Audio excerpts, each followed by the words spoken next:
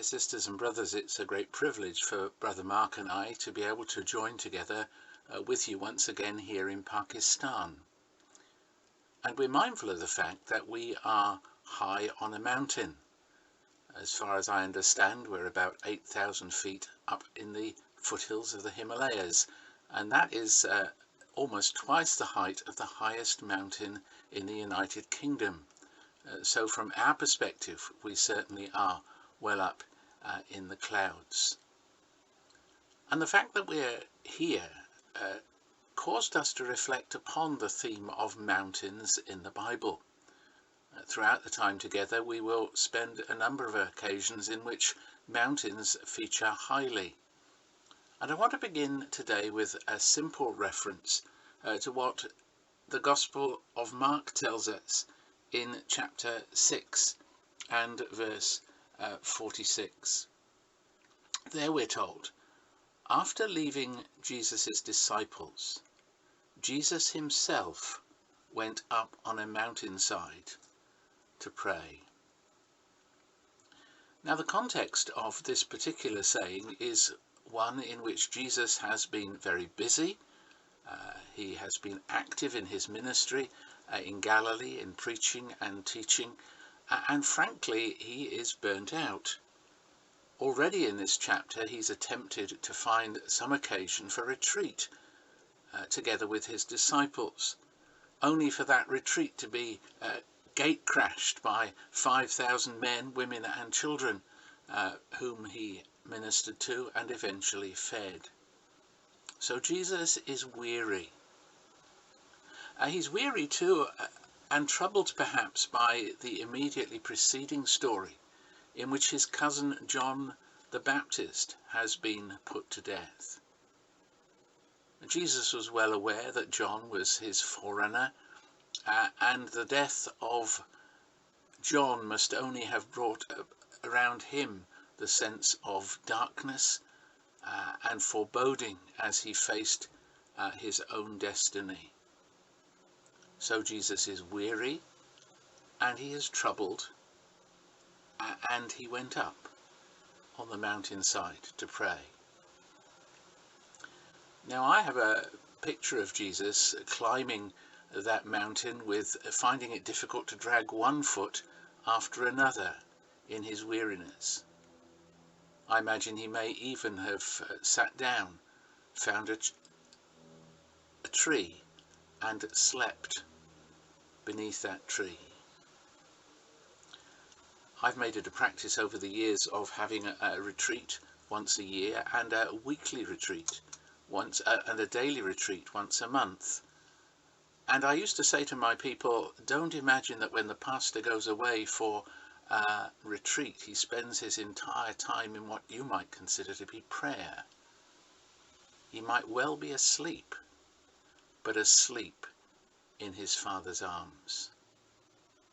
And brothers and sisters, there will be some of you who are here today and in these coming days who are simply worn out. What you need is rest. It may be right that you miss some of the sessions and simply sleep, but sleep in your Father's arms as Jesus did. But then Jesus climbs to the top of the mountain, and there we're told he prayed. I sometimes wonder what he prayed and how he prayed. I think he must have been praying about decisions he would have to take in the selection of his followers, because we find some evidence of that in the chapters that follow. So Jesus is debating with his Father. Who exactly should I call? And then I imagine not only was he faced with decisions, but also he simply enjoyed the presence of his Father. There is an English hymn which includes the words which refer to this event and say that Jesus shared the silence of eternity, interpreted by praise. Sometimes, we are in a position with a loved one where simply to be with them is enough. And sometimes that's true with our Father in heaven too, just to enjoy being there with him. I do trust that during these days you'll find the opportunity to simply find time to be with your Father in heaven.